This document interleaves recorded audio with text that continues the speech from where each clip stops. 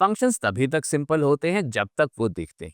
आप एक सिंपल सा फंक्शन लिखते हैं जो कुछ कैलकुलेशंस करता है और एक वैल्यू रिटर्न करता है। इसके बाद चीजें काफी कंफ्यूजिंग हो जाती हैं।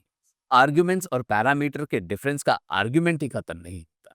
मेरे पास कितने तरह के आर्ग्यूमेंट्स या पैरामीटर्स हैं जो मैं फंक्शन को पास कर सकता हूँ, उसकी क्लैरिटी ही नहीं है, और कब कौन सा कहाँ यूज करना है ये हमेशा कंफ्यूजन रहता है। स्कोप और नेम स्पेस अपने आप में ही एक बहुत बड़ी मिस्ट्री है, और पास बाय वैल्यू और पास बाय रेफरेंस की क्लैरिटी ना होने की वजह से फंक्शंस काफी एबनॉर्मली बिहेव करते हैं। अगर आप भी इन सब चैलेंजेस को फेस कर रहे हैं तो मैं इस वीडियो में ये सारे चैलेंजेस को एड्रेस किया है, और मैंने इन सभी कॉन्सेप्ट्स को एक एक करके एग्जाम्पल के साथ एक्सप्लेन किया है। तो बिना देर के चलिए शुरुआत करते हैं इस वीडियो की। हेलो, इस सेशन में मैं बात करूंगा फंक्शंस की, और सबसे पहले मैं आपको समझाऊंगा फंक्शंस का पर्पस, और इसके बाद मैं बताऊंगा पाइथन में हम फंक्शंस कैसे डिफाइन करते हैं। फंक्शंस का पर्पस होता है कुछ कैलकुलेशंस करके कुछ वैल्यू या रिजल्ट को रिटर्न करना, और मैं आपको एक्सप्लेन करूंगा किस तरह से पाइथन ये वैल्यूज और एक्सप्रेशंस को रिटर्न करता है, उसका बिहेवियर। इसके बाद मैं आपको समझाऊंगा कॉन्सेप्ट आर्ग्यूमेंट्स और पैरामीटर्स का, और इसके बाद मैं बताऊंगा फंक्शंस को डिफाइन करते हुए हम कितने तरह के पैरामीटर्स मेंशन कर सकते हैं। और फाइनली मैं आपको समझाऊंगा दो कॉन्सेप्ट्स। पहला है स्कोप और नेम स्पेस का, और दूसरा है फंक्शन में पास बाय वैल्यू और पास बाय रेफरेंस के कॉन्सेप्ट का, और पाइथन उसको कैसे इंप्लीमेंट करता है। तो चलिए स्टार्ट करते हैं फंक्शन की डेफिनेशन से।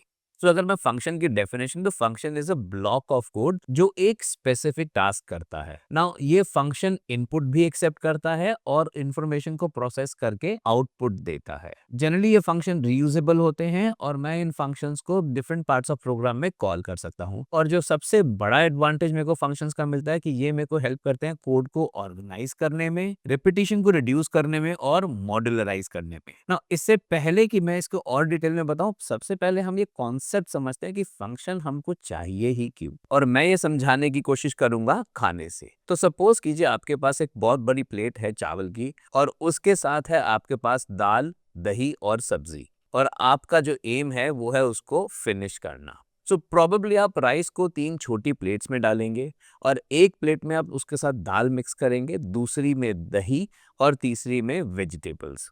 फिर आप उन प्लेट्स में से कोई एक प्लेट उठाएंगे और चम्मच उठाएंगे, और एक एक चम्मच करके उस चावल को फिनिश करेंगे। और जब आप ये प्लेट्स पिक करोगे तो आपके दिमाग में कई सारे पॉइंट्स आएंगे कि उस टाइम पे आपको कितनी भूख है, या आप सबसे पहले जो आपका फेवरेट कॉम्बिनेशन है वो खाना पसंद करेंगे, या लीस्ट फेवरेट कॉम्बिनेशन खाना पसंद करेंगे। इनफैक्ट जो स्पून का साइज है वो भी आप उसी हिसाब से डिसाइड करेंगे कि आप एक टाइम में कितना चावल आसानी से च्यू करके इंजेस्ट कर सकते। वेल, अगर ये सुन के आपको थोड़ी सी भूख लगाई तो मैं सजेस्ट करूंगा वीडियो को पॉज कीजिए और एक छोटा सा ब्रेक ले लीजिए and have something to eat, but ज्यादा मत खाइएगा नहीं तो नींद आएगी।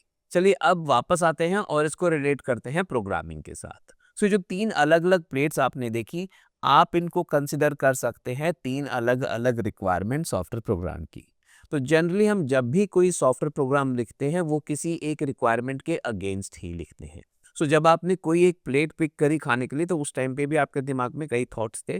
तो जब कोई भी रिक्वायरमेंट हम पिक करते हैं हम उसको अच्छे से समझते हैं, उसको एनालाइज करते हैं, और हम उसको फिर लॉजिकली छोटे छोटे पार्ट्स में ब्रेक करते हैं, और ये छोटे पार्ट्स फंक्शनैलिटी डिफाइन करते हैं जिनको हम फंक्शंस में लिखते हैं। अब ये पार्ट्स कितने छोटे होने चाहिए या कितने बड़े होने चाहिए वो डिसाइड करता है आपका एक्सपीरियंस और नॉलेज। तो आप इसको कंसिडर कर सकते हैं स्पून के साइज के साथ। जितना ज़्यादा आपका मुंह खुलेगा या जितना ज़्यादा आप एक टाइम में खाना इंजेस्ट कर सकते हैं, आपका स्पून उतना बड़ा या छोटा होगा। तो उसी हिसाब से आपकी जो फंक्शनैलिटी है आप उसको डिफाइन करेंगे वो कितनी छोटी या बड़ी है। अब जब हम फंक्शंस लिखते हैं तो apart from understanding this concept, इसके अलावा और भी कई सारी चीजें हैं जो हमें फंक्शंस लिखते हुए ध्यान में रखनी चाहिए। तो सबसे पहला है कि जब हम फंक्शंस लिखते हैं तो उसका जो नाम है वो बहुत मीनिंगफुल होना चाहिए। उसके नाम से हमें उसकी इंटेंट पता चल जानी चाहिए। ये हमको हेल्प करता है कोड को इजीली मैनेज और अंडरस्टैंड करने में। दूसरा, हमें एक फंक्शन के अंदर एक ही फंक्शनैलिटी लिखनी चाहिए जो हेल्प करता है कोड को मेंटेन करने में। और तीसरा है फंक्शन का साइज। जनरली एक फंक्शन के अंदर 8 से 12 लाइनें ही होनी चाहिए। तो चलिए अब मैं आपको बताता हूँ पाइथन में फंक्शन का स्ट्रक्चर। अगर मुझे फंक्शन डिफाइन करना है तो मैं स्टार्ट करूंगा कीवर्ड डेफ से। इसके बाद मैं लिखूंगा फंक्शन का नाम और उसके बाद है पेरेंथेसिस जिसके अंदर मैं ऑप्शनल पैरामीटर्स मेंशन कर सकता हूँ। इसके बाद है कोलन जो इंडिकेट करता है कि नेक्स्ट लाइन से इस फंक्शन का कोड ब्लॉक शुरू होगा और ये कोड ब्लॉक एक या एक से ज्यादा लाइंस का होता है। और फाइनली रिटर्न स्टेटमेंट जो कि ऑप्शनल है। मैं इसका एक एग्जांपल शेयर करता हूँ। तो इस एग्जांपल में मैंने एक फंक्शन डिफाइन किया है टेस्ट के नाम से जो कोई भी ऑप्शनल पैरामीटर नहीं लेता और उसके कोड ब्लॉक में सिर्फ एक ही लाइन है जिसमें मैं प्रिंट स्टेटमेंट एग्जीक्यूट कर रहा हूँ। अब अगर मुझे इस फंक्शन को यूज करना है तो मैं इस फंक्शन को लिखूंगा अलोंग विद द पेरेंथेसिस। अब बारी है फंक्शन की रिटर्न स्टेटमेंट की और ये मैं शेयर करूंगा आपके साथ एग्जाम्पल्स के साथ। पहले केस में अगर फंक्शन में कोई भी रिटर्न स्टेटमेंट नहीं है तो वो function by default none return करता है। मैंने टेस्ट वन फंक्शन को प्रिंट फंक्शन के अंदर कॉल किया ताकि वो इस फंक्शन की रिटर्न वैल्यू को प्रिंट कर सके और ये नन रिटर्न कर रहा है। नाउ इस दूसरे एग्जाम्पल में मेरे फंक्शन में सिर्फ रिटर्न स्टेटमेंट है। तो इस केस में जब मैं टेस्ट टू फंक्शन एग्जीक्यूट करूंगा तो ये नन रिटर्न करेगा।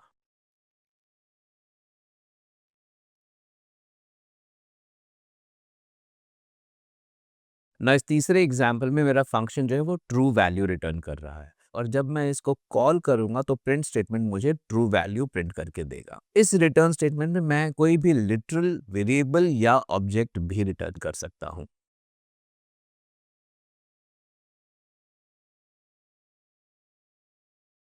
ना ये जो लास्ट फंक्शन है इसमें फंक्शन एक से ज्यादा वैल्यू रिटर्न कर रहा है और जब एक से ज्यादा वैल्यू रिटर्न होती है तो पाइथन उसको टपल की फॉर्म में रिटर्न करता है जो आप यहाँ पे चेक कर सकते हैं। बाय द वे एक फंक्शन एक से ज्यादा वैल्यू रिटर्न कर रहा है ये फीचर मैंने सिर्फ पाइथन लैंग्वेज में ही अभी तक ऑब्जर्व किया है। चलिए अब मैं शेयर करूंगा difference between argument and parameter. Arguments और पैरामीटर्स दो ऐसे वर्ड्स हैं जिनको हम काफी ज्यादा इंटरचेंजेबली यूज करते हैं बट इन दोनों का एग्जैक्ट मीनिंग और पर्पस क्या है हमें ये पता होना चाहिए। तो जब मैं कोई फंक्शन डिफाइन करता हूँ और फंक्शन की डेफिनेशन में मैं कोई प्लेस होल्डर मेंशन करता हूँ जिसको मैं बाद में डेटा पास करता हूँ एक्चुअल फंक्शन कॉल में उसे पैरामीटर बोलते हैं। और जब फंक्शन को मैं एक्चुअली में कॉल कर रहा हूँ और कॉल करते हुए कुछ डेटा वैल्यूज पास कर रहा हूँ तो उन डेटा वैल्यूज को आर्ग्यूमेंट बोलते हैं। मैं इसका एग्जाम्पल शेयर करता हूँ ना। इस एग्जाम्पल में जब मैं फंक्शन को डिफाइन कर रहा हूं उस टाइम पे जो मैंने प्लेस होल्डर यहाँ मेंशन किया है ये पैरामीटर है और इस स्टेटमेंट में जब मैं इस फंक्शन को एक्चुअली में कॉल कर रहा हूं और जो वैल्यू मैंने यहाँ पे पास करी है ये आर्ग्यूमेंट है। वैसे ये बहुत ही छोटा सा डिफरेंस है और कोई ज्यादा इस पे ध्यान नहीं देता है बट फिर भी कभी कभी इंटरव्यूअर्स आर्ग्यूमेंट और पैरामीटर्स की डेफिनेशन पूछ लेते हैं तो इट्स गुड कि आपको ये पता होना चाहिए। चलिए अब मैं डिस्कस करता हूँ नेक्स्ट टॉपिक फंक्शन पैरामीटर्स। अब पैरामीटर्स की डेफिनेशन तो हमें पता चल गई है और पाइथन लैंग्वेज में मैं फंक्शन के पैरामीटर्स कई तरीके से डिफाइन कर सकता हूँ और मैं शुरुआत कर रहा हूँ रिक्वायर्ड और पोजिशनल पैरामीटर्स से। तो और इसको मैं एग्जाम्पल के थ्रू एक्सप्लेन करूंगा। इस एग्जाम्पल में मैंने एक फंक्शन डिफाइन किया है ग्रीट जो दो पैरामीटर्स एक्सेप्ट करता है नेम और एज। तो जब मैं इस फंक्शन को कॉल करूंगा इस स्टेटमेंट में तो मेरे लिए मैंडेटरी है कि मैं इन दोनों पैरामीटर्स के अगेंस्ट आर्ग्यूमेंट्स पास करूं। अगर मैं ये नहीं करूंगा तो पाइथन एरर थ्रो करता है। दैट इज वाई मैं इसको बोलता हूं कि ये जो है रिक्वायर्ड पैरामीटर्स है ना। दूसरा है ये पोजिशनल पैरामीटर है। तो जब मैं पहला आर्ग्यूमेंट एबीसी पास करूंगा तो ये जाएगा नेम वाले प्लेस होल्डर में और जो 25 नंबर है ये जाएगा एज वाले प्लेस होल्डर में। तो ये जो मेरी पोजिशनिंग होती है आर्ग्यूमेंट्स और पैरामीटर्स की ये लेफ्ट से राइट की तरफ होती है इसीलिए हम इसको पोजिशनल पैरामीटर्स भी बोलते हैं। अब मैं आपके साथ एग्जांपल शेयर करता हूं जहां पे मैं ग्रीट फंक्शन को कॉल कर रहा हूं विद ओनली वन आर्ग्यूमेंट। इस केस में ये एरर थ्रो करेगा और जहां पे ये मुझे मैसेज देता है कि missing one required positional argument age. और दूसरा है डिफॉल्ट आर्ग्यूमेंट्स ना। इससे पहले कि मैं इसके बारे में और बताऊं मैं सबसे पहले आपको बताता हूं कि ये जो मेरे रिक्वायर्ड और पोजिशनल पैरामीटर्स हैं इनकी मेरे को जरूरत कहाँ पड़ती है। तो उन सिचुएशंस में जहाँ पे मुझे फंक्शन कॉल करना है और ये मेरे लिए मैंडेटरी है कि मैं सारे आर्ग्यूमेंट्स पास करूँ, वहाँ पे मैं रिक्वायर्ड या पोजिशनल पैरामीटर्स यूज़ करता हूँ। Now coming to default arguments, now default arguments वो होते हैं जिसको अगर मैं मेंशन नहीं करूँ फंक्शन कॉल के टाइम पे, तो फंक्शन की डेफिनेशन में ही उसकी कोई डिफ़ॉल्ट वैल्यू होती है जो वो यूज़ कर लेते हैं। इसका मैं एग्ज़ाम्पल शेयर करता हूँ। नाउ इस एग्जांपल में मैंने फंक्शन डिफाइन किया है ग्रीट वन, जिसमें दो पैरामीटर्स हैं, नेम और एज। नाउ एज के साथ अगर आप नोटिस करेंगे मैंने इज इक्वल टू 18 भी लिखा है। तो जैसे ही मैं किसी पैरामीटर के साथ कोई वैल्यू डिफाइन करता हूं, तो वो मेरा डिफॉल्ट पैरामीटर बन जाता है। इसका मतलब कि जब मैं ये फंक्शन कॉल करूंगा, तो मेरे लिए ये नेम आर्ग्यूमेंट पास करना तो मैंडेटरी है, बट जो एज वाला आर्ग्यूमेंट है, ये अगर मैंने पास किया तो ठीक है, अगर नहीं किया तो वो ये डिफॉल्ट वैल्यू ले लेगा। अब हम इसका अगर आउटपुट देखें तो ग्रीट वन में पहले में it says my name is ABC और इसमें एज 25 दिखा रहा है। और सेकंड एग्जांपल में क्योंकि मैंने एज पास नहीं करी है, तो इसने इसकी डिफॉल्ट वैल्यू ले ली है। एक बात और, जब भी मैं ये डिफ़ॉल्ट पैरामीटर्स मेंशन करता हूँ, ये हमेशा पोज़िशनल या रिक्वायर्ड पैरामीटर्स के बाद ही आप डिफ़ाइन कर सकते हैं। अगर मैं इस ऐज पैरामीटर को नेम से पहले डिफ़ाइन करने की कोशिश करूँगा, तो पाइथन मुझे एरर दे देगा। नाउ डिफ़ॉल्ट पैरामीटर मैं तब यूज़ करता हूँ, जब मुझे वो पैरामीटर की वैल्यू अगर नहीं भी मिली, तो मेरा फ़ंक्शन अपना काम कर सकता है, उसमें कोई प्रॉब्लम नहीं होगी। फॉर एग्ज़ाम्पल, अगर मैंने डेटाबेस से कनेक्ट करने के लिए कोई फंक्शन लिखना है और उसमें मेरा एक पैरामीटर है सर्वर नेम, और अगर मैं सर्वर नेम मेंशन नहीं करता हूं, तो वो फंक्शन एक डिफॉल्ट वैल्यू डिफाइन कर सकता है कि ये लोकल सर्वर या लोकल मशीन पे ही कनेक्ट करेगा। सो इन सिचुएशन में जहां पे मेरे पास एक एडिशनल ऑप्शन अवेलेबल होती है, वहां पे मैं डिफॉल्ट पैरामीटर्स यूज करता हूं।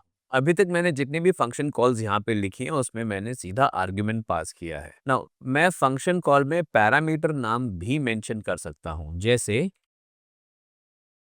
नाउ इस स्टेटमेंट में मैंने पैरामीटर का नाम और उसके कॉरेस्पॉन्डिंग जो मैं वैल्यू पास करूंगा, दोनों मेंशन करे हैं। इसका एक फायदा यह है कि जब मैं फंक्शन कॉल करूंगा, तो कौन सा आर्ग्यूमेंट किस पैरामीटर के साथ एसोसिएटेड है, ये मुझे फंक्शन कॉल के टाइम पे ही पता चल जाता है। और दूसरा बेनिफिट है, जब मैं पैरामीटर नेम और आर्ग्यूमेंट वैल्यू इकट्ठी मेंशन करता हूं, तो मैं फंक्शन कॉल में इस सीक्वेंस को चेंज भी कर सकता हूं। जैसे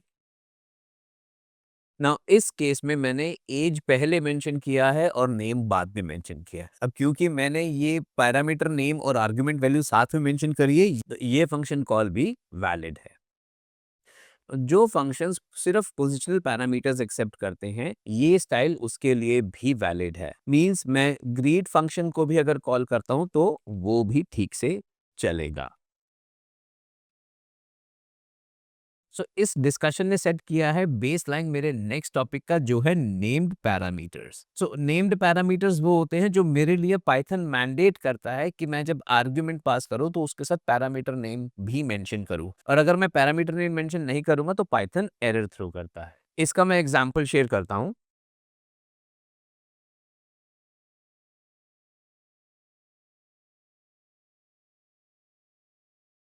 ना इस एग्जांपल में मैंने एक फंक्शन लिखा है कनेक्ट टू डीबी, जिसके अंदर पहला पैरामीटर है पोजिशनल पैरामीटर, दूसरा पैरामीटर मेरा डिफॉल्ट पैरामीटर है, और तीसरे पैरामीटर में मैंने यहाँ पे स्टार मेंशन किया है। तो जब भी मैं स्टार मेंशन करता हूँ, स्टार के बाद के जो भी पैरामीटर्स मैं यहाँ मेंशन करूंगा, इस केस में यूएसआर और पासवर्ड, तो ये दोनों मेरे नेम्ड पैरामीटर्स बनेंगे। और जब मैं ये connect to DB function call करूंगा, तो मुझे ये दोनों पैरामीटर्स मेंशन करने पड़ेंगे उसकी कॉरेस्पॉन्डिंग वैल्यू के साथ। अगर मैं ये नहीं करूंगा, तो ये एरर थ्रो करेगा। सो लास्ट स्टेटमेंट जब मैंने एग्जीक्यूट करी, तो इसने मुझे एरर थ्रो किया कि missing one required keyword only argument user, जो कि यहाँ पे मिसिंग है। और नेम्ड पैरामीटर्स का पर्पस है कोड की रीडेबिलिटी को इम्प्रूव करना। अब मैं आपके साथ एक एग्जांपल और शेयर करता हूँ।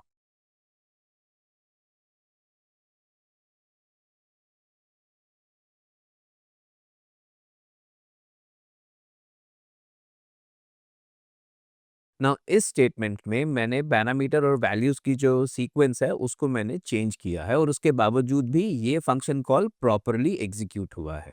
अब मैं डिस्कस करूंगा पोजीशन ओनली पैरामीटर्स, और ये एग्जैक्टली ऑपोजिट होते हैं नेम्ड पैरामीटर्स के। अगर किसी फंक्शन की डेफिनेशन में मैं पोजीशन ओनली पैरामीटर मेंशन करता हूं, तो जब मैं उस फंक्शन को कॉल करूंगा तो मेरे लिए मैंडेटरी है कि मैं उस पैरामीटर का नाम मेंशन ना करूं, मैं उसकी सिर्फ वैल्यू पास करूं। और अगर मैं पैरामीटर का नाम मेंशन करता हूं तो पाइथन मेरे को एरर थ्रो करेगा। अब मैं इसका एग्जांपल शेयर करता हूं।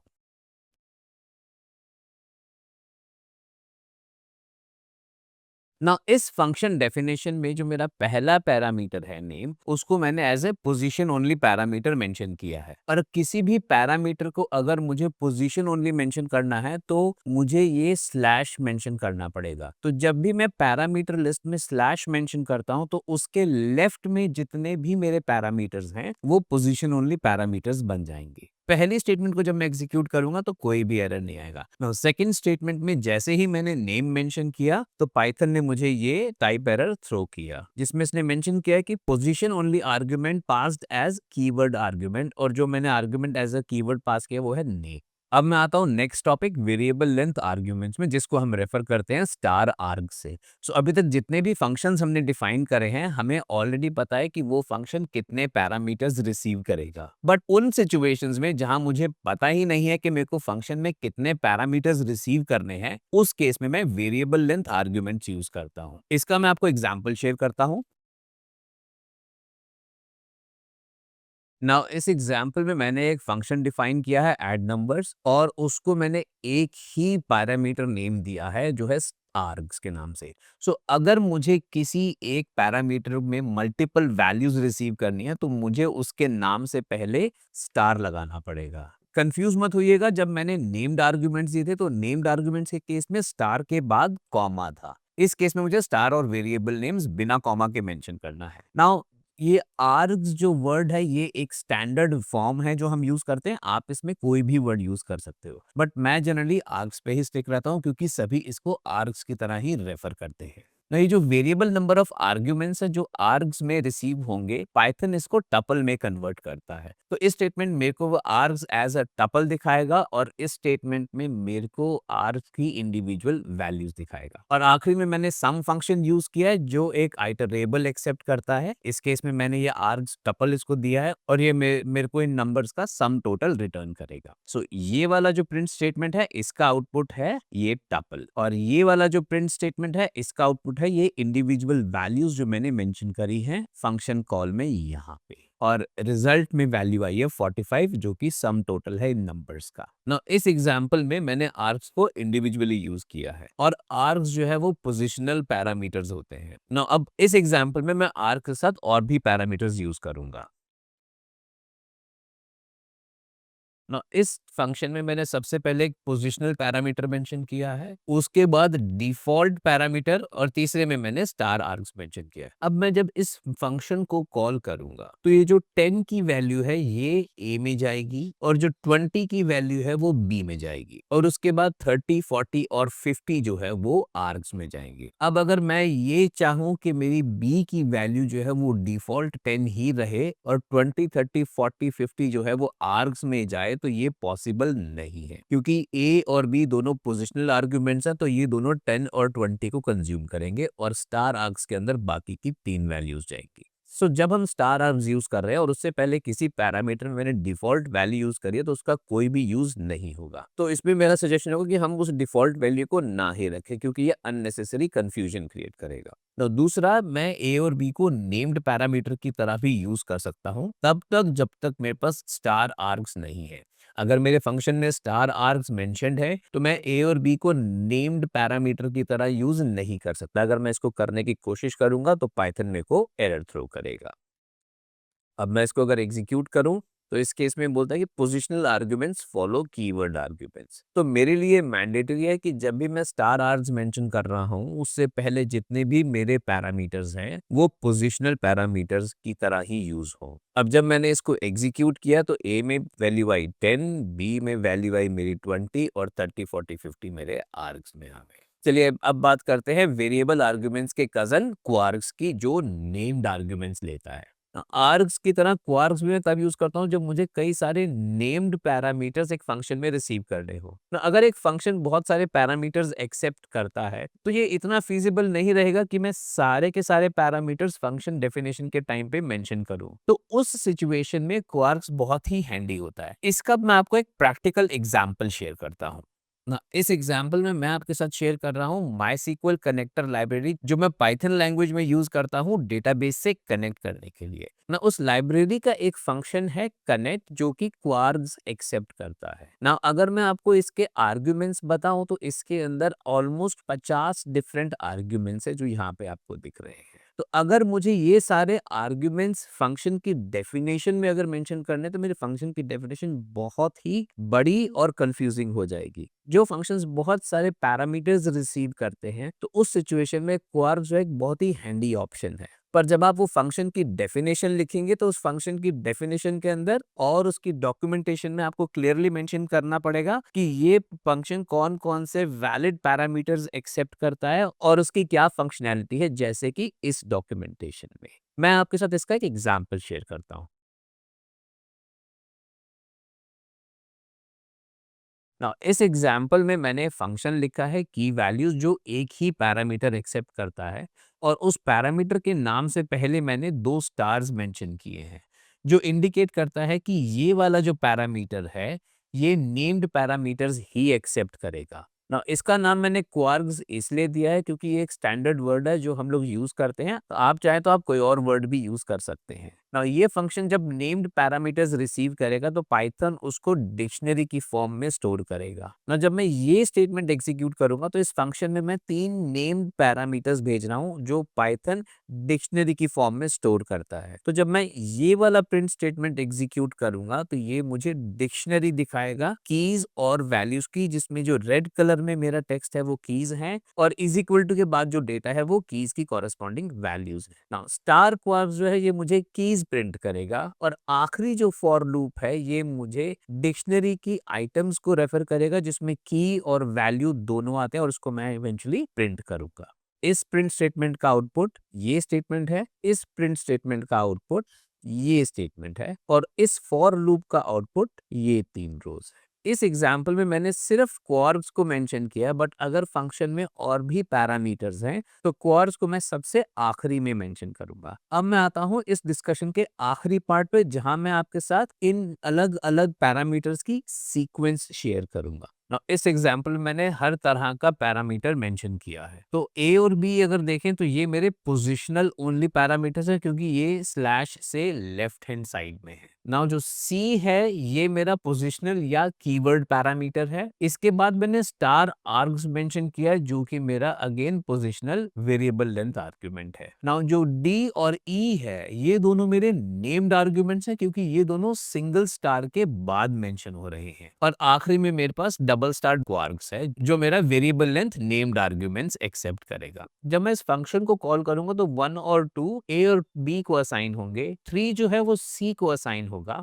4 5 6 ये जो 3 नंबर्स हैं ये आर्ग्स को असाइन होंगे, पर जो वैल्यू 7 और 8 है ये डी और ई को असाइन होगी, और ये जो F9 और G10 है ये क्वार्क्स को असाइन होगा। अब जब मैं इसको एग्जीक्यूट करूंगा तो आप इसका आउटपुट नोट कर सकते हैं और ये है इसका आउटपुट। नाउ जैसा कि मैंने आपको पहले बताया था कि सी जो है मेरा ये पोजिशनल और कीवर्ड है, बट अगर मैं इसको स्टार आर्ग से पहले मेंशन किया है तो मेरे लिए ये पॉसिबल नहीं है कि मैं यहाँ पे c इज इक्वल टू 3 लिखूं। अगर मैं ये c इज इक्वल टू 3 लिखूंगा तो ये मेरे लिए एरनियस कंडीशन हो जाएगी। नाउ अगर मुझे c को as a keyword parameter use करना है तो मुझे ये आर्ग्स रिमूव करना पड़ेगा, इस स्टेटमेंट को कमेंट करना पड़ेगा और ये 4 5 6 जो है ये भी वैल्यूज मेरे को डिलीट करनी पड़ेंगी क्योंकि ये मेरे पास एक्स्ट्रा वैल्यूज हैं। नाउ इस सिचुएशन में ये कोड फिर से वैलिड हो जाएगा, बट इस केस में मेरे पास आर्ग्स नहीं है।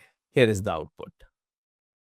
तो इसी के साथ मैं फंक्शंस पैरामीटर्स का जो सेक्शन है ये कंक्लूड करता हूं। अगले सेक्शन में मूव करने से पहले मैं आपको इसकी समरी शेयर करूंगा और ये समरी आपको गिटहब पर भी अवेलेबल है।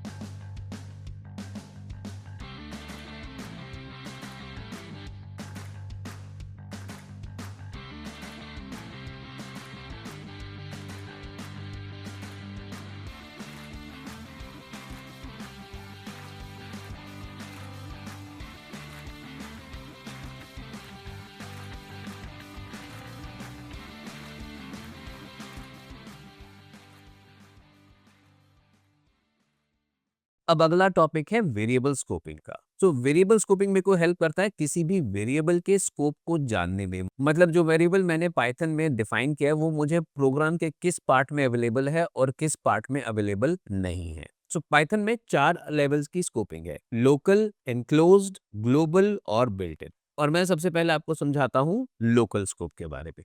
अगर मैं कोई एक फंक्शन लिखता हूँ और उस फंक्शन में एक वेरिएबल डिफाइन करता हूँ, तो उस वेरिएबल का जो स्कोप है वो लोकल है। वो वेरिएबल मुझे सिर्फ उस फंक्शन के अंदर ही अवेलेबल होगा, और उस फंक्शन के बाहर अगर मैं उसको एक्सेस करने की कोशिश करूंगा तो पाइथन मुझे एरर थ्रो करेगा। मैं इसका एक एग्जांपल शेयर करता हूँ। ना इस कोड सेगमेंट में जब ये प्रिंट स्टेटमेंट एग्जीक्यूट हुआ तो उसने मेरे को ये एरर थ्रो किया that name x is not defined. So now the question is, ये होता कैसे है? तो पाइथन सारे ऑब्जेक्ट्स की इंफॉर्मेशन अपने पास मेंटेन करके रखता है। रिमेंबर, पाइथन में एवरीथिंग इज ऑब्जेक्ट। सो अगर आप कोई वेरिएबल डिफाइन कर रहे हैं, फंक्शन या क्लास डिफाइन कर रहे हैं, वो सब ऑब्जेक्ट्स हैं।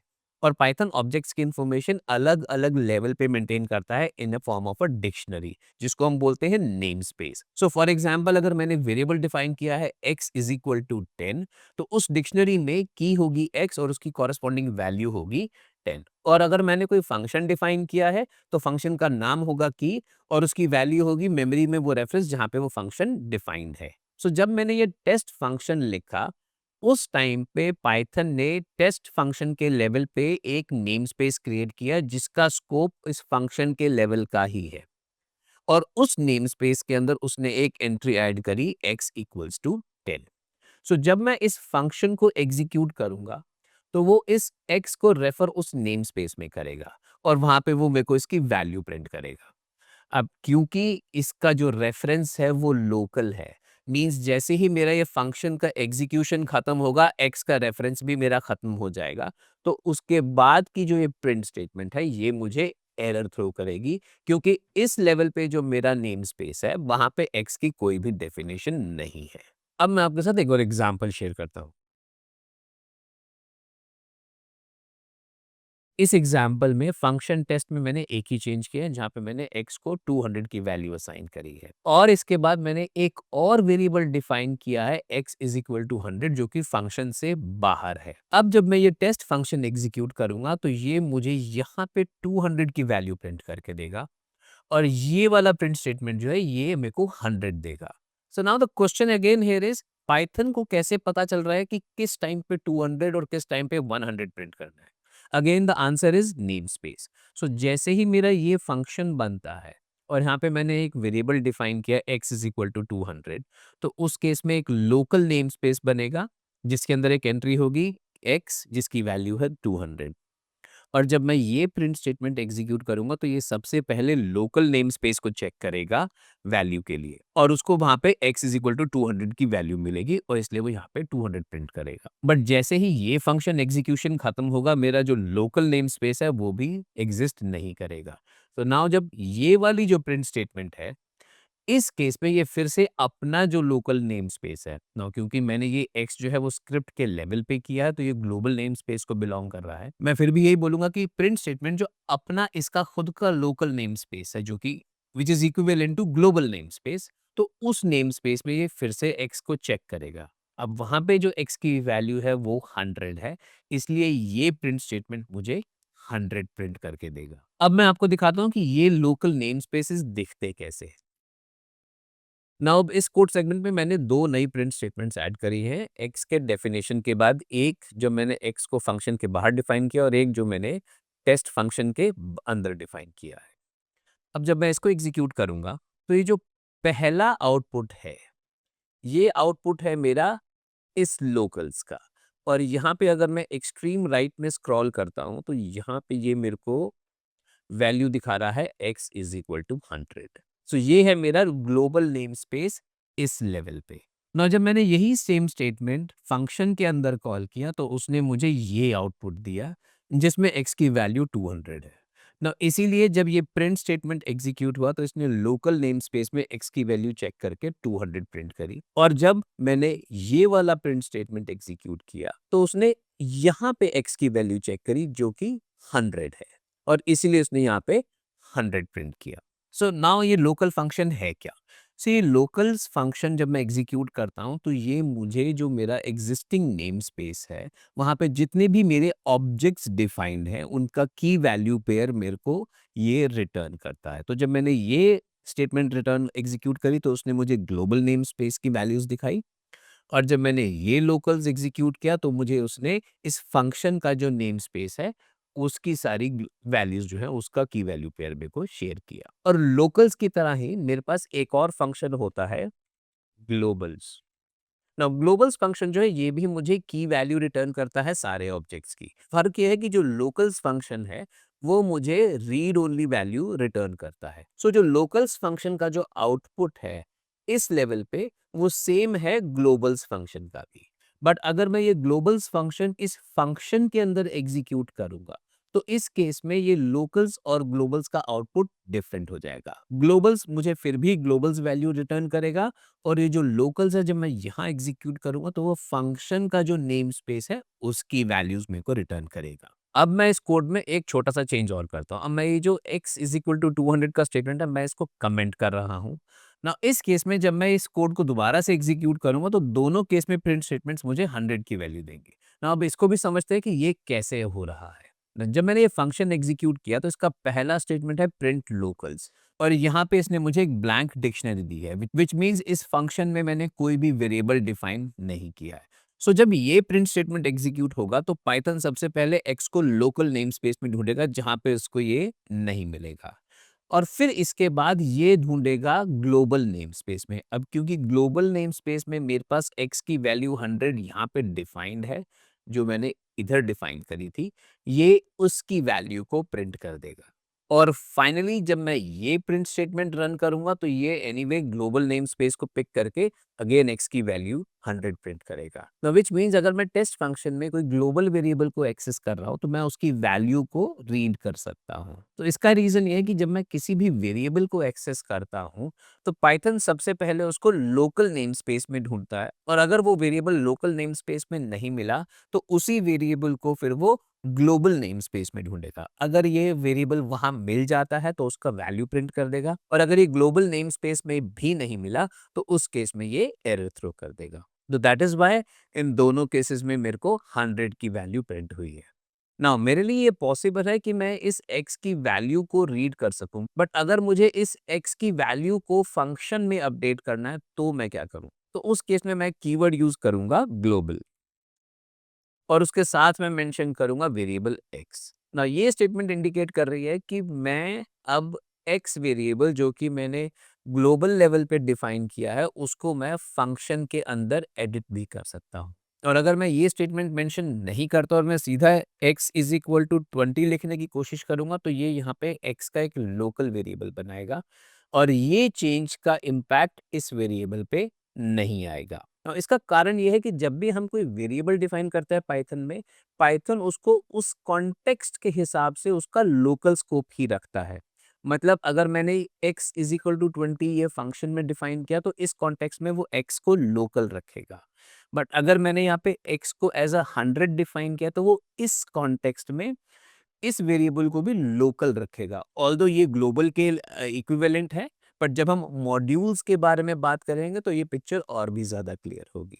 सो अगर कोई वेरिएबल जो प्रेजेंट स्कोप या प्रेजेंट लोकल स्कोप का पार्ट नहीं है, अगर मुझे उसे चेंज करना है, सो पाइथन मुझे मैंडेट करता है कि मैं ग्लोबल कीवर्ड यूज करके उसको एक्सप्लिसिटली मेंशन करूं कि मैं किस वेरिएबल को चेंज करना चाहता हूं। डेवलपर्स के लिए काफ़ी बेनिफिशियल है क्योंकि डेवलपर्स को फिर इस सिचुएशन में पता हुआ है कि वो एक्चुअली में इस केस में जो x है वो ग्लोबल वेरिएबल है जिसको हम चेंज करने की कोशिश कर रहे हैं, ना कि लोकल वेरिएबल जिसका स्कोप इस फंक्शन के लेवल पर ही है ना। इस स्टेटमेंट के बाद इफ आई से x इज इक्वल टू 500 तो इन इस केस में दोनों प्रिंट स्टेटमेंट्स मेरे को 500 प्रिंट करके देंगे। चलिए अब बात करते हैं एनक्लोजिंग स्कोप की, और ये पिक्चर में तब आता है जब मेरे पास नेस्टेड फंक्शंस होते हैं। मतलब मैं जब कोई एक फंक्शन डिफाइन कर रहा हूं तो उसी फंक्शन की बॉडी में मैं एक और नया फंक्शन डिफाइन कर रहा हूं, और जो मेरा बाहर वाला फंक्शन है अगर मैं उसमें कोई वेरिएबल डिफाइन कर रहा हूं तो वो वेरिएबल अंदर वाले फंक्शन को भी एक्सेसिबल होगा। मैं इसका आपके साथ एक एग्जाम्पल शेयर करता हूं। मैंने यहाँ पे एक फंक्शन डिफाइन किया आउटर और उसके अंदर एक वेरिएबल डिफाइन किया 20। नाउ इसी फंक्शन के अंदर मैंने एक और फंक्शन डिफाइन किया है जो है इनर फंक्शन। नाउ उसके अंदर मैंने एक वेरिएबल डिफाइन किया y इज इक्वल टू 30 और इन दोनों फंक्शंस में मैं इन दोनों का जो लोकल नेम स्पेस है उसमें कौन कौन सी वेरिएबल्स हैं वो भी इस प्रिंट स्टेटमेंट्स के थ्रू प्रिंट कर रहा हूँ। और यहाँ पे फाइनली मैंने x और y की वैल्यू प्रिंट करी। ये स्टेटमेंट में मैं इनर फंक्शन को एग्जीक्यूट कर रहा हूं और उसके बाद मैं x की वैल्यू प्रिंट करूं। तो जब मैंने आउटर फंक्शन को एग्जीक्यूट किया तो इस स्टेटमेंट ने आउटर फंक्शन के कॉरस्पॉन्डिंग जो मेरा नेम स्पेस है उसमें जो की वैल्यू पेयर्स हैं वो यहाँ पे प्रिंट किए ना। उसके बाद जब मेरा ये इनर फंक्शन एग्जीक्यूट हुआ तो इस केस में ये स्टेटमेंट ने मेरे को इनर फंक्शन के कॉरस्पॉन्डिंग जितने भी मेरे की वैल्यू पेयर्स हैं जो वेरिएबल्स हैं वो वैल्यूज यहाँ पे प्रिंट करके दी जिसमें x और y दोनों की वैल्यूज हैं। और इसने फाइनली मुझे यहाँ पे x और y की वैल्यू 20 और 30 और यहाँ पे इसकी वैल्यू 20 प्रिंट करके दी। सो ये है इनक्लोजिंग स्कोप का कॉन्सेप्ट। बट यहाँ पे भी मेरे साथ सेम चैलेंज है कि अगर मुझे इनर फंक्शन के अंदर x की वैल्यू को चेंज करना है तो मैं स्ट्रेट अवे x की वैल्यू चेंज नहीं कर सकता।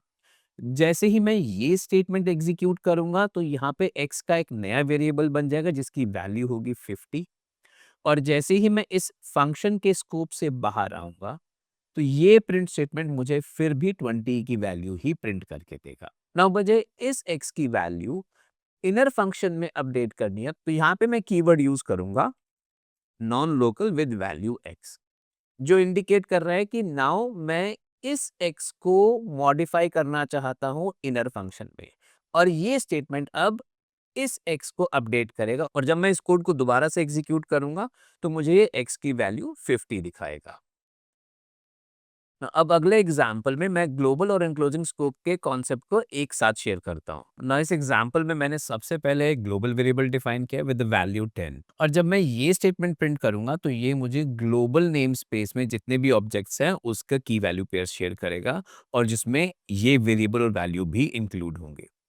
नाउ अब मैंने डिफाइन किया आउटर फंक्शन जिसके अंदर मैंने एक पैरामीटर दिया जिसकी डिफॉल्ट वैल्यू है और एक मैंने वेरिएबल डिफाइन किया एक्स नॉन लोकल जिसकी वैल्यू 100 है। और जब मैं ये स्टेटमेंट प्रिंट करूंगा तो ये मुझे आउटर फंक्शन के कॉरस्पॉन्डिंग जो नेम स्पेस में जितनी भी मेरी की वैल्यू पेयर्स है वो प्रिंट करेगा और उसमें इंक्लूडेड होंगे ये पैरम और एक्स नॉन लोकल। यस, अगर फंक्शन में कोई पैरामीटर डिफाइंड है तो उसकी वैल्यू भी नेम स्पेस में इंक्लूड होती है ना। अब ये जो मेरा इनर फंक्शन है इसके अंदर भी मैंने एक वेरिएबल डिफाइन किया है y local with the value 200। ना ये जो दो मेरे कीवर्ड्स हैं ग्लोबल और नॉन लोकल इन दोनों का पर्पस सेम है कि मैं एक ग्लोबल वेरिएबल जो कि इस इनर फंक्शन के कॉन्टेक्स्ट में डिफाइन नहीं हुआ है और नॉन लोकल जो एक एनक्लोजिंग कॉन्टेक्स्ट में वेरिएबल डिफाइन हुआ है उनको मैं इस इनर फंक्शन में अपडेट करना चाहता हूँ। और जब मैं ये स्टेटमेंट प्रिंट करूँगा, तो ये मुझे इनर फंक्शन के कॉरस्पॉन्डिंग जो नेम स्पेस है, उसमें जितनी भी मेरे की वैल्यू पेयर्स हैं, उनको प्रिंट करेगा। और इस केस में मुझे ये y लोकल और x नॉन लोकल की वैल्यू प्रिंट करेगा। और जब मैं ये प्रिंट स्टेटमेंट एग्जीक्यूट करूँगा, तो ये मुझे आउटपुट देगा 10, 500, 200 एंड डिफ़ॉल्ट वैल्यू। अब ये वैल्यूज़ कैसे पिक हो रही हैं? तो सबसे पहले ये लोकल नेम स्पेस में चेक करेगा और अगर मुझको यहाँ पे वो वैल्यूज़ मिल जाती हैं, तो उसकी वैल्यूज़ को प्रिंट करेगा। अदरवाइज़ ये एक लेवल ऊपर एनक्लोजिंग स्कोप में वेरिएबल्स को चेक करेगा। अगर यहाँ पे वेरिएबल्स मिल जाते हैं तो उनकी वैल्यूज़ को प्रिंट करेगा, नहीं तो ये फर्दर ग्लोबल नेम स्पेस में जाके चेक करेगा। और अगर यहाँ पे भी इसको वैल्यू नहीं मिली तो इवेंचुअली पाइथन उस वेरिएबल के लिए एरर थ्रो कर देगा। सो अभी लोकल और एनक्लोजिंग स्कोप में इतना ही। अब मैं आपको बताऊंगा ग्लोबल स्कोप के बारे में। और ग्लोबल स्कोप के बारे में हमने पिछले एग्जाम्पल में भी थोड़ा बहुत जाना है।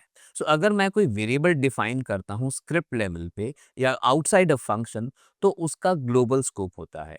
इसका मतलब वो वेरिएबल मुझे किसी भी फंक्शन के अंदर और उसके बाहर दोनों जगह एक्सेसिबल है और ये वेरिएबल जो है वो ग्लोबल नेम स्पेस में एग्जिस्ट करता है। सो फॉर एग्जाम्पल अगर मैं एक वेरिएबल डिफाइन करता हूँ तो ये वेरिएबल ग्लोबल नेम स्पेस में एग्जिस्ट करेगा और ये प्रिंट स्टेटमेंट x को ग्लोबल नेम स्पेस में रेफर करेगा। ना एक बात और, ये कोड मैं एग्जीक्यूट कर रहा हूँ फाइल functions.py के अंदर। ना जो भी मेरे पास पाइथन की फाइल्स होती हैं वो अपने आप में मॉड्यूल्स भी होते हैं। सो ये जो मेरा ग्लोबल स्कोप है, इस एग्जाम्पल में ये मॉड्यूल स्कोप भी है और ये मेरे लिए पॉसिबल है कि मैं एक मॉड्यूल के अंदर या एक स्क्रिप्ट के अंदर दूसरे मॉड्यूल्स को भी इंपोर्ट कर सकता हूँ। और जब मैं इन मॉड्यूल्स को इंपोर्ट करता हूँ तो उन मॉड्यूल्स का अपना खुद का एक नेम स्पेस होता है। हाँ, इसके बारे में मैंने और भी डिटेल में बताया है मॉड्यूल्स एंड पैकेजेस के सेशन में। और फाइनली आता है बिल्ट इन स्कोप जो सबसे टॉप पे होता है और ये एनवायरनमेंट क्रिएट होता है जब पाइथन का इंटरप्रेटर स्टार्ट होता है। तो ये हमें वो एनवायरनमेंट प्रोवाइड करता है जिसके अंदर हम अपने मॉड्यूल्स या अपने पाइथन की स्क्रिप्ट्स को एग्जीक्यूट करते हैं। सो इसमें होते हैं बिल्ट इन फंक्शंस जैसे प्रिंट, लेन, एटसेट्रा। इसके अंदर होते हैं सारे कीवर्ड्स और एक्सेप्शंस और दूसरे एट्रीब्यूट जो इस लैंग्वेज में चाहिए होते हैं। और अगर आपको इन सब की लिस्ट देखनी है तो run the command dir___ built-ins। सो ये मेरा मॉड्यूल्स है और dir एक फंक्शन है। अगेन ये भी मेरा एक फंक्शन है प्रिंट की तरह जो कि पाइथन लैंग्वेज प्रोवाइड करता है। सो ये फंक्शन मुझे लिस्ट करेगा जितने भी मेरे पास ऑब्जेक्ट्स हैं इस बिल्ट इन मॉड्यूल में, उनका list. And here is the list. So इसी के साथ मैं कंक्लूड करता हूँ स्कोप और नेम स्पेस का टॉपिक। और अब हम बात करेंगे पास बाय वैल्यू और पास बाय रेफरेंस के कॉन्सेप्ट की। और मैं इसको एक्सप्लेन करूंगा एक एग्जांपल की हेल्प से। तो सबसे पहले pass by value. So pass by value का जो कॉन्सेप्ट है वो ये है कि अगर मेरे पास कोई एक वेरिएबल है जो मैंने डिफाइन किया है और उस वेरिएबल को मैं किसी फंक्शन में पास करता हूँ और ये फंक्शन अगर उस वेरिएबल की वैल्यू को चेंज करता है तो उसका जो चेंज या इम्पैक्ट है वो फंक्शन की बॉडी के अंदर तक ही है। मींस ये चेंज सिर्फ इसी फंक्शन में ही रिफ्लेक्ट करेगा। जैसे ही ये फंक्शन खत्म होगा इस स्टेटमेंट में मेरे पास x की ओरिजिनल वैल्यू आ जाएगी। सो ये है कॉन्सेप्ट पास बाय वैल्यू का। सो इस एग्जांपल में मैंने x की वैल्यू रखी 20 और इस स्टेटमेंट में मैं इसका आईडी और वैल्यू प्रिंट कर रहा हूँ जस्ट टू सी कि जब मैं ये टेस्ट फंक्शन एग्जीक्यूट करूंगा तो उसके बाद इस वेरिएबल की आईडी और वैल्यू पे क्या इम्पैक्ट है। सो इस फंक्शन के अंदर अगेन जब मैंने ये पैरामीटर लिया तो यहाँ पे मैंने फिर से उसकी आईडी और वैल्यू प्रिंट करी है और यहाँ पे मैंने उसकी वैल्यू को चेंज किया है और चेंज करके उसका इम्पैक्ट यहाँ चेक किया है। सो अब अगर मैं इसको एग्जीक्यूट करता हूँ तो सबसे पहले मेरे पास x जो है ये उसका आईडी है या इसका मेमोरी रेफरेंस और ये उसकी वैल्यू है। सो जब मैंने टेस्ट फंक्शन को एग्जीक्यूट किया तो ये वाली स्टेटमेंट का जो आउटपुट है वो ये है। नाउ इस केस में मेरे पास जो मेमोरी रेफरेंस और वैल्यू है अभी तक सेम है, पर जैसे ही मैंने इस पैरामीटर को एक नई वैल्यू असाइन करी तो इस पैरामीटर का जो रेफरेंस है वो भी चेंज हो गया और वैल्यू भी चेंज हो गई है। नाउ द पॉइंट इज ये जो चेंज है इसका इम्पैक्ट सिर्फ इसी फंक्शन के लेवल तक है। सो जब मैंने ये स्टेटमेंट एग्जीक्यूट करी तो उसका आउटपुट ये है और इस केस में ये वाला मेमोरी एड्रेस और ये वाला मेमोरी एड्रेस सेम है विच मींस एक्स वेरिएबल पे कोई भी इम्पैक्ट नहीं है टेस्ट फंक्शन के चेंजेस का। नाउ अब मैं एक्सप्लेन करता हूं पास बाय रेफरेंस।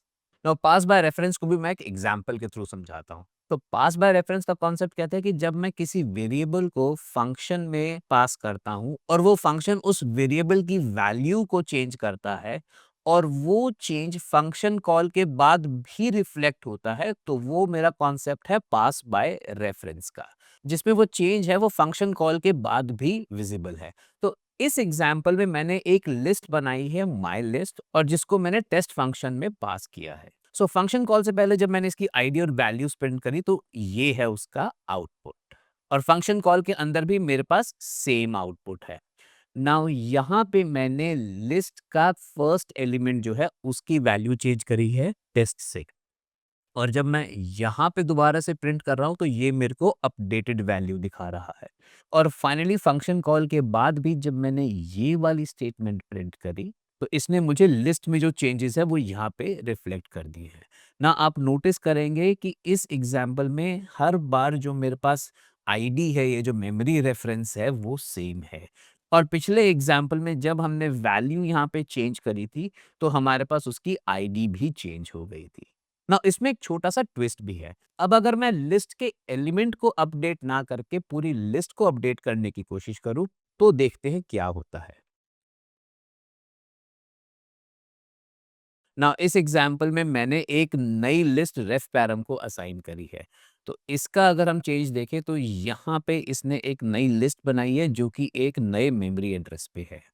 और ये वाला चेंज जो है, ये मेरे को यहाँ पे इस फंक्शन कॉल के बाद रिफ्लेक्ट नहीं हो रहा है। तो जब भी हम बात करते हैं पास बाय वैल्यू और पास बाय रेफरेंस के कॉन्सेप्ट की पाइथन लैंग्वेज में, तो हमें बड़ा केयरफुली देखना पड़ेगा कि हम फंक्शन के अंदर क्या चेंज कर रहे हैं।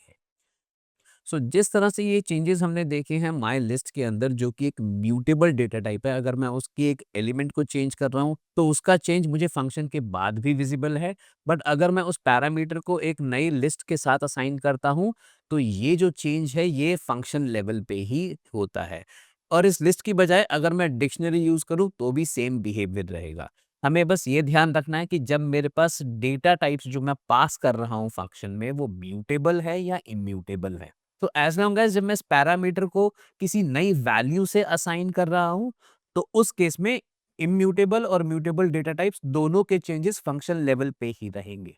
बट अगर मैं किसी एक एलिमेंट को चेंज कर रहा हूँ, तो उस केस में म्यूटेबल डेटा टाइप्स के जो चेंजेस हैं, वो फंक्शन कॉल के बाद भी रिफ्लेक्ट होंगे और जो इम्यूटेबल डेटा टाइप्स हैं, उनमें जो चेंजेस होंगे, वो फंक्शन कॉल के बाद रिफ्लेक्ट नहीं होंगे। सो इस तरह से हम पास बाय वैल्यू और पास बाय रेफरेंस को इम्प्लीमेंट करते हैं पाइथन में। ना अब एक आखिरी बात, मैंने कंट्रोल फ्लो के सेशन में बताया था कि फंक्शंस भी कंट्रोल फ्लो में कंट्रीब्यूट करते हैं। पर अनलाइक कंडीशनल स्टेटमेंट्स और लूप्स, फंक्शंस का जो कंट्रीब्यूशन है वो इनडायरेक्ट होता है। फंक्शंस इस ओवरऑल प्रोसेस को एनहांस करते हैं और हम इन फंक्शंस को कॉल कर सकते हैं इन कंडीशनल स्टेटमेंट्स या लूप्स के अंदर, बजाय कि उनके अंदर इंडिविजुअल कोड ब्लॉक्स लिखने से। ना इससे हमें एक और हेल्प मिलती है कि हमारा जो कोड है वो काफ़ी मॉड्यूलराइज हो जाता है। और अगर हम एक फंक्शन के अंदर एक ही फंक्शनैलिटी लिख रहे तो वो हम इजीली मेंटेन भी कर पाते हैं और उसको आसानी से रीयूज भी कर सकते हैं अलग-अलग सिचुएशंस में। इस तरह से फंक्शंस हमको कंट्रीब्यूट करते हैं कंट्रोल फ्लो के अंदर।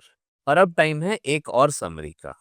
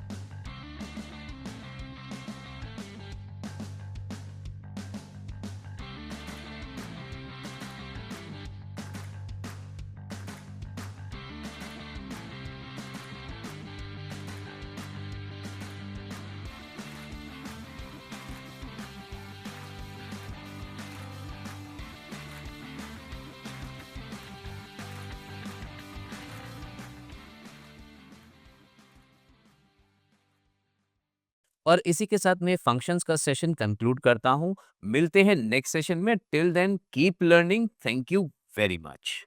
अब मैं कॉन्फिडेंस के साथ कह सकता हूँ कि फंक्शंस को लेके आपको कोई भी कंफ्यूजन नहीं होती। प्रोग्राम्स उसी तरह से बिहेव करेंगे जैसा आप चाहते हैं। Arg, kwarg, scope, name space, pass by value, pass by reference, इन सब की मिस्ट्री सॉल्व होगी। अब चाहे आपको प्रोग्राम लिखना हो या इंटरव्यू में इन कॉन्सेप्ट्स को एक्सप्लेन करना हो, आप इसको कॉन्फिडेंटली कर सकें। और मैं सैल्यूट करता हूँ आपके इस लर्निंग एफर्ट को, जो आप पाइथन सीखते हुए यहाँ तक आ गए हैं। और आपकी ये लर्निंग जर्नी ब्रेक ना हो, इसके लिए मैंने पाइथन का एक 7.5 घंटे का कोर्स लॉन्च किया है, बिल्कुल फ्री। उसकी डिटेल्स मैंने इस वीडियो के डिस्क्रिप्शन में भी शेयर कर दी। ज़रूर चेक करें। मिलूंगा मैं आपसे अगले वीडियो में फिर से एक नए कॉन्सेप्ट के साथ। तब तक कोडिंग करते रहो, सीखते रहो। Thank you.